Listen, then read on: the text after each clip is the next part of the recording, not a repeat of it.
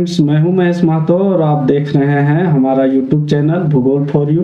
आज के वीडियो सत्र में हम लोग कक्षा 11 विषय भूगोल भौतिक भूगोल के मूल सिद्धांत के अंतर्गत अध्याय 13 महासागरीय जल से संबंधित अति महत्वपूर्ण बहुविकल्पिक प्रश्नों के बारे में जानेंगे, अतः वीडियो के अंत तक बने रहें। कक्षा 11 भौतिक भूगोल के मूल सिद्धांत के MCQ सीरीज से संबंधित यह 9वां वीडियो सत्र है। कक्षा 11 भौतिक भूगोल के मूल सिद्धांत के MCQ सीरीज से संबंधित अन्य वीडियो का लिंक ऊपर आई बटन तथा नीचे डिस्क्रिप्शन बॉक्स में दिया हुआ है, इसे क्लिक करके देख सकते हैं। काफी महत्वपूर्ण प्रश्नों को शामिल किया गया है, परीक्षा के दृष्टिकोण से काफी उपयोगी प्रश्न है, अतः इन वीडियो को भी जरूर देखें।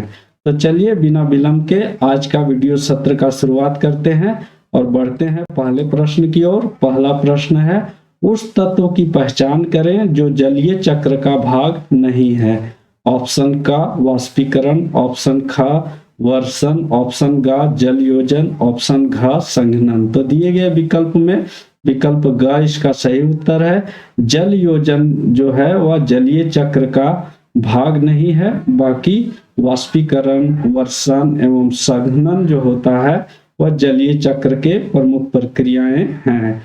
दूसरा प्रश्न है, महाद्वीपीय ढाल की औसत गहराई निम्नलिखित के बीच होती है। ऑप्शन का 2 से 20 मीटर, ऑप्शन खा 20 से 200 मीटर, ऑप्शन गा 200 से 2000 मीटर, ऑप्शन घा 2000 से 20000 मीटर के बीच। तो दिए गए विकल्प में विकल्प ग इसका सही उत्तर है।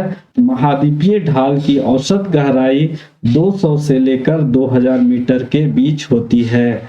तीसरा प्रश्न है, निम्नलिखित में से कौन सी लघु उच्चावच आकृति महासागरों में नहीं पाई जाती है। ऑप्शन का समुद्री टीला, ऑप्शन खा महासागरीय गंभीर, ऑप्शन गा प्रवाल द्वीप, ऑप्शन घा निमग्न द्वीप। तो दिए गए विकल्प में विकल्प खा इसका सही उत्तर है। महासागरीय लघु उच्चावच की श्रेणी में महासागरीय गंभीर को नहीं रखा जाता, जबकि महासागरीय गंभीर महासागरीय प्रमुख भू आकृतियों की श्रेणी में रखा जाता है। चौथा प्रश्न है, लवणता को प्रति समुद्री जल में घुले हुए नमक ग्राम की मात्रा में व्यक्त की जाती है। ऑप्शन का 10 ग्राम प्रति, ऑप्शन घा 100 ग्राम, ऑप्शन गा 1000 ग्राम या ऑप्शन घा 1000 ग्राम। तो दिए गए विकल्प में विकल्प ग इसका सही उत्तर है।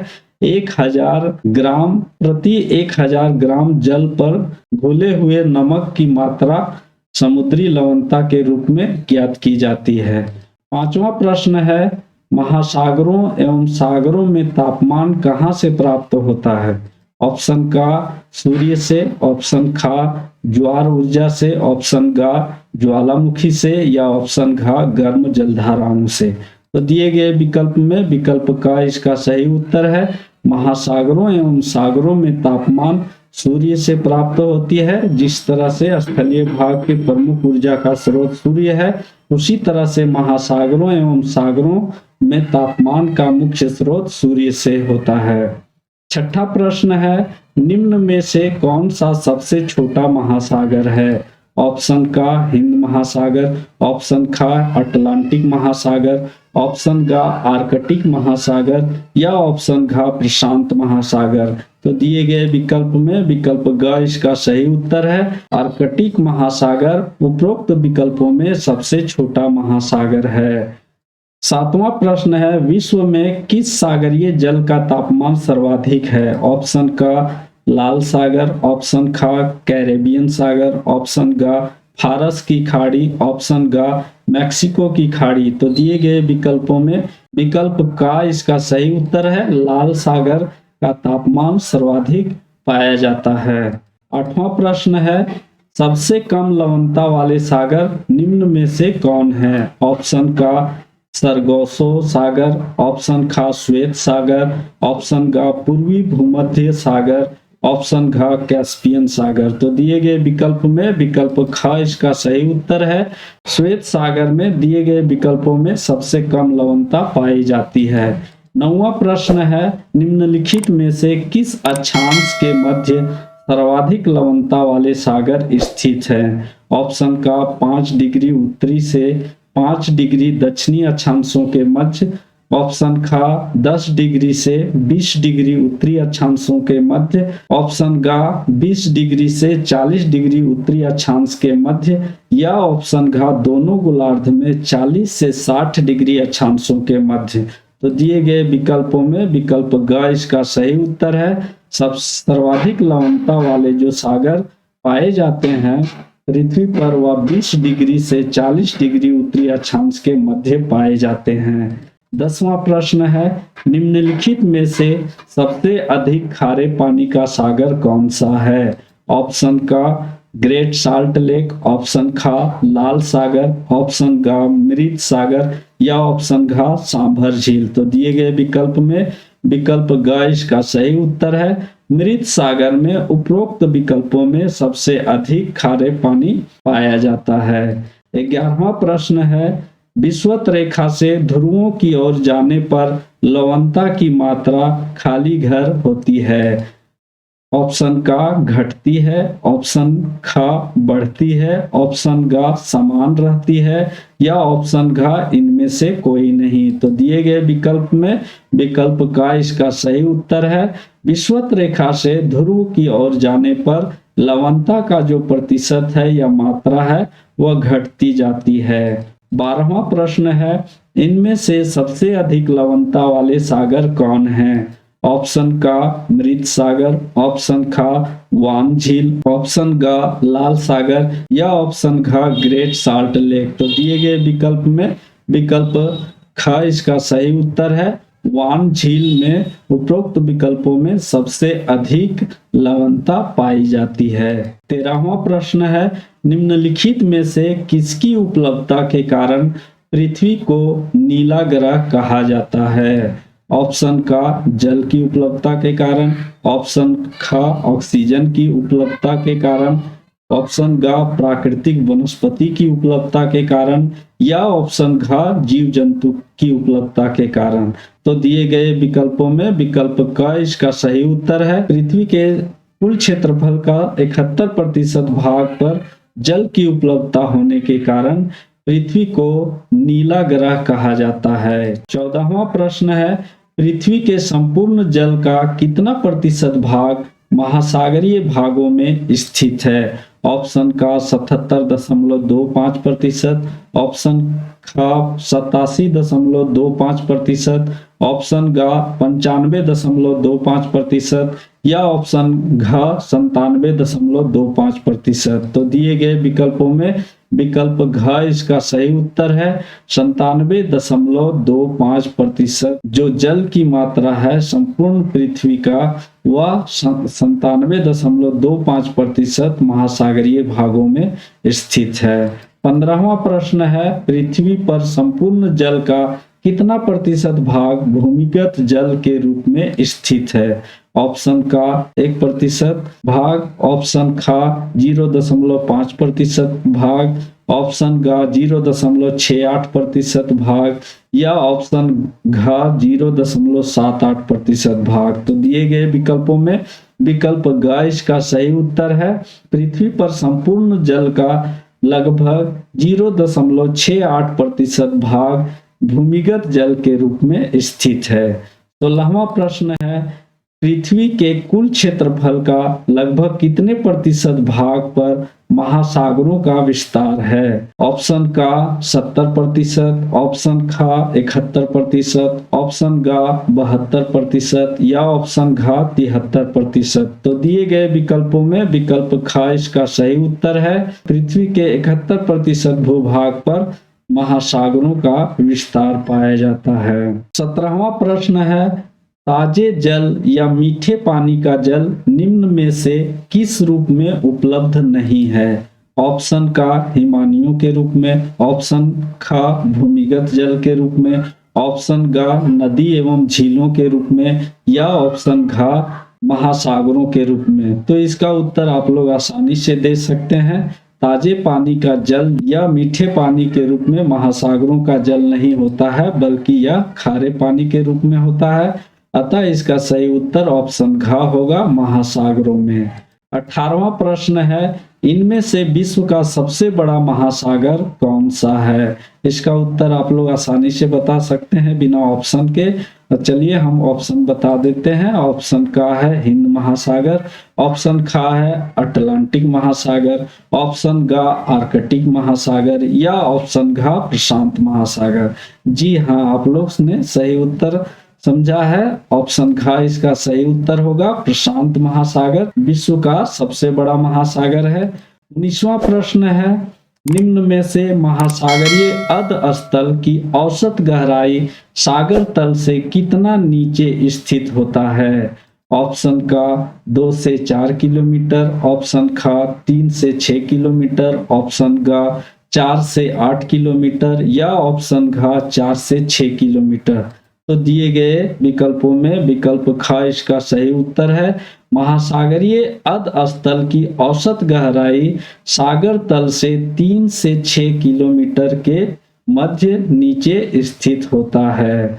20वें प्रश्न की ओर बढ़ते हैं। 20वां प्रश्न है, महाद्वीपीय शेल्फ या महाद्वीपीय मग्न तट की औसत ढाल प्रवणता निम्न में से कितना होता है? ऑप्शन का 1 डिग्री, ऑप्शन ख 1.5 डिग्री, ऑप्शन ग 2 डिग्री, ऑप्शन घ 2.5 डिग्री। तो दिए गए विकल्पों में विकल्प का इसका सही उत्तर है, महाद्वीपीय शेल्फ या महाद्वीपीय मग्न तट की औसत ढाल प्रवणता 1 डिग्री होता है। 21वां प्रश्न है, महाद्वीपीय शेल्फों की औसत चौड़ाई निम्न में से कितना होता है? ऑप्शन का 70 किलोमीटर, ऑप्शन ख 50 किलोमीटर, ऑप्शन ग 60 किलोमीटर या ऑप्शन घ 80 किलोमीटर। तो दिए गए विकल्पों में विकल्प घ इसका सही उत्तर है, महाद्वीपीय शेल्फों की औसत चौड़ाई 80 किलोमीटर होता है। बढ़ते हैं 22वें प्रश्न की ओर। 22वां प्रश्न है, महाद्वीपीय ढाल की औसत ढाल प्रवणता निम्न में से कौन सा है? ऑप्शन का 2 से 5 डिग्री, ऑप्शन ख 3 से 6 डिग्री, ऑप्शन ग 4 से 7 डिग्री या ऑप्शन घ 5 से 8 डिग्री। तो दिए गए विकल्पों में विकल्प का इसका सही उत्तर है, महाद्वीपीय ढाल की औसत ढाल प्रवणता जो होती है वह 2 से 5 डिग्री होती है। 23वां प्रश्न है, महासागरीय अधस्थल में स्थित गंभीर सागरीय मैदान की औसत गहराई इनमें से कौन सा है? ऑप्शन का है 2000 से 4000 मीटर के मध्य, ऑप्शन ख 3000 से 6000 मीटर के मध्य, ऑप्शन ग 4000 से 7000 मीटर के मध्य या ऑप्शन घ 5000 से 8000 मीटर के मध्य। तो दिए गए विकल्पों में विकल्प ख इसका सही उत्तर है, महासागरीय अधस्थल में जो गंभीर सागरीय मैदान होते हैं जिसका क्षेत्रफल अधिक है उसकी गहराई 3000 से 6000 मीटर के मध्य पाई जाती है। 24वां प्रश्न है, विश्व में अब तक कितने महासागरीय गर्तों को खोजा गया है? ऑप्शन का 50, ऑप्शन ख 55, ऑप्शन ग 57 या ऑप्शन घ 58। तो दिए गए विकल्पों में विकल्प ग इसका सही उत्तर है, विश्व में अब तक जो महासागरीय गर्तों को खोजा गया है उनकी संख्या 57 है। 27वां प्रश्न है, विश्व का सबसे गहरा महासागरीय गर्त निम्न में से कौन सा है? ऑप्शन का मैरियाना गर्त, ऑप्शन ख सुंडा गर्त, ऑप्शन ग आटाकामा गर्त या ऑप्शन घ टोंगा गर्त। तो दिए गए विकल्पों में विकल्प का इसका सही उत्तर है, विश्व का सबसे गहरा महासागरीय गर्त को मैरियाना गर्त के नाम से जाना जाता है। 26वां प्रश्न है, मैरियाना गर्त निम्न में से किस महासागर में स्थित है? ऑप्शन का हिंद महासागर, ऑप्शन ख अटलांटिक महासागर, ऑप्शन ग प्रशांत महासागर या ऑप्शन घ आर्कटिक महासागर। तो दिए गए विकल्पों में विकल्प ग इसका सही उत्तर है, प्रशांत महासागर में विश्व का सबसे गहरा गर्त मेरियाना गर्त स्थित है। 27वां प्रश्न है, निम्न में से मेरियाना गर्त की गहराई कौन सी है? ऑप्शन का 10,022 मीटर, ऑप्शन ख 11,022 मीटर, ऑप्शन ग 12,022 मीटर या ऑप्शन घ 9,022 मीटर। तो दिए गए विकल्पों में विकल्प ख इसका सही उत्तर है। विश्व की सबसे गहरी गर्त मेरियाना गर्त की गहराई 11,022 मीटर है। 28वां प्रश्न है, निम्न में से कौन सा महासागरीय जल के तापमान को प्रभावित करने वाले कारक हैं? ऑप्शन का अक्षांश, ऑप्शन ख सनातन पवनें, ऑप्शन ग महासागरीय धाराएं या ऑप्शन घ उपरोक्त सभी। तो दिए गए विकल्प में विकल्प घ इसका सही उत्तर है। उपरोक्त दिए गए सारे के सारे विकल्प सही हैं। सभी विकल्प जो हैं महासागरीय जल के तापमान को प्रभावित करते हैं। इनके कारण महासागरीय जल के तापमान में भिन्नता पाई जाती है। 29वां प्रश्न है, समुद्र सतह से 100 सेंटीमीटर की गहराई के बाद तापमान में तीव्रता से गिरावट होती है। इस क्षेत्र को किस नाम से जाना जाता है? ऑप्शन का ताप प्रवणता या थर्मोक्लाइन, ऑप्शन ख तापांतर, ऑप्शन ग सामान्य ह्रास दर या ऑप्शन घ इनमें से कोई नहीं। तो दिए गए विकल्प में विकल्प क इसका सही उत्तर है। समुद्री सतह से 100 से 400 मीटर की गहराई में तापमान में अचानक गिरावट आती है और तीव्र गति से तापमान कम होने लगता है महासागरीय जल का, तो उस क्षेत्र को ताप प्रवणता या थर्मोक्लाइन के नाम से जाना जाता है। 30वां प्रश्न है, विषुवत रेखा से ध्रुवों की ओर जाने पर महासागरीय जल का तापमान औसतन प्रति डिग्री अक्षांश कितना तापमान कम होने लगता है? ऑप्शन का 0 से 5 डिग्री सेंटीग्रेड, ऑप्शन ख 1 डिग्री सेंटीग्रेड, ऑप्शन ग 1.5 डिग्री सेंटीग्रेड या ऑप्शन घ 2 डिग्री सेंटीग्रेड। तो दिए गए विकल्पों में विकल्प क इसका सही उत्तर है। विषुवत रेखा से ध्रुव की ओर जाने पर प्रति डिग्री अक्षांश 0.5 डिग्री सेंटीग्रेड की दर से तापमान कम होने लगता है। 31वां प्रश्न है, समुद्री जल में कितने प्रतिशत लवण की मात्रा को लवणता निर्धारित करने के लिए उपयोग किया जाता है? ऑप्शन का 20.7%, ऑप्शन ख 22.7%, ऑप्शन ग 24.7% या ऑप्शन घ 28.7%। तो दिए गए विकल्पों में विकल्प ग इसका सही उत्तर है। समुद्री जल में खारापन या लवणता को निर्धारित करने की जो प्रतिशत है वह 24.7% निर्धारित किया गया है। 32वां प्रश्न है, समुद्री लवणता में सबसे अधिक किस तत्व की प्रधानता होती है? ऑप्शन का क्लोरीन, ऑप्शन ख सोडियम, ऑप्शन ग सल्फेट या ऑप्शन घ मैग्नीशियम। तो दिए गए विकल्पों में विकल्प क इसका सही उत्तर है। समुद्री लवणता में सबसे अधिक मात्रा में क्लोरीन पाया जाता है। 33वां प्रश्न है, निम्न में से सबसे अधिक जल किस जलीय स्रोत में है? ऑप्शन का नदी नालों में, ऑप्शन ख हिमानियों में, ऑप्शन ग झीलों में या ऑप्शन घ भूमिगत जल में। तो दिए गए विकल्प में विकल्प ख इसका सही उत्तर है। हिमानियों में उपरोक्त विकल्पों में से सबसे अधिक जल की मात्रा पाई जाती है। 34वां प्रश्न है, निम्नलिखित में से किस महासागर में जलमग्न खाइयों या समुद्री गर्तों की संख्या सर्वाधिक है? ऑप्शन का प्रशांत महासागर, ऑप्शन ख हिंद महासागर, ऑप्शन ग अटलांटिक महासागर या ऑप्शन घ आर्कटिक महासागर। तो दिए गए विकल्पों में विकल्प का इसका सही उत्तर है। सबसे अधिक महासागरीय खाइयों या समुद्री गर्तों की जो संख्या है वह प्रशांत महासागर में स्थित है। तो दोस्तों, कक्षा 11 भौतिक भूगोल के मूल सिद्धांत का MCQ सीरीज से संबंधित यह 9वां वीडियो सत्र, जिसमें हम लोग कक्षा 11 भौतिक भूगोल के मूल सिद्धांत के अध्याय 13 महासागरीय जल से संबंधित अति महत्वपूर्ण बहुवैकल्पिक प्रश्नों के विषय में चर्चा किए।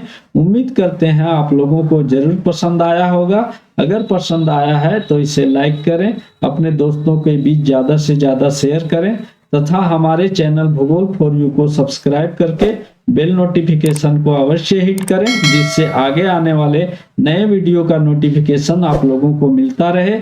और इस वीडियो से संबंधित किसी प्रकार का प्रश्न या सुझाव हो तो कमेंट बॉक्स में अवश्य कमेंट करें।